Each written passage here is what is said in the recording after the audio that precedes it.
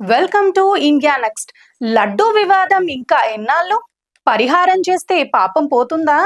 తిరుమల శ్రీవారి లడ్డూ ప్రసాదం కల్తీ వ్యవహారం దేశవ్యాప్తంగా ప్రకంపనలను సృష్టిస్తోంది. జాతీయ స్థాయిలో దీనిపై చర్చ జరుగుతోంది. ఇటు ఈ వ్యవహారం రాష్ట్ర రాజకీయాల్లోనూ తీవ్ర దుమారం రేపుతోంది. అయితే శ్రీవారి లడ్డూ కల్తీ ఘటన నేపథ్యంలో ఆలయంలోని యాగశాలలో అర్చకులు శాంతి హోమం చేపట్టారు. సెప్టెంబర్ 23వ తేదీ ఉదయం 10 గంటల వరకు టీటీడీ శాంతి హోమం నిర్వహించింది. ఈ కార్యక్రమంలో టీటీడీ ఈవో శ్యామలరావు, అదనపు ఈవో వెంకయ్య చౌదరి పాల్గొన్నారు.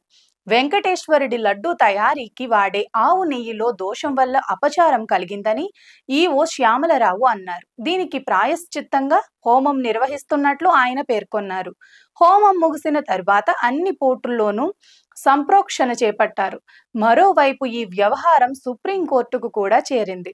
తిరుపతి లడ్డూలలో నెయ్యికి బదులుగా జంతువుల కొవ్వును వినియోగిస్తున్నారనే ఆరోపణలపై విచారణ జరిపించాలని కోరుతూ సుప్రీంకోర్టులో ప్రజా ప్రయోజన వ్యాజ్యం PIL దాఖలైంది. ఈ ఆచారం హిందూ మతపరమైన మనోభావాలను కించపరిచేలా ఉందని పిటిషనర్ వాదించారు.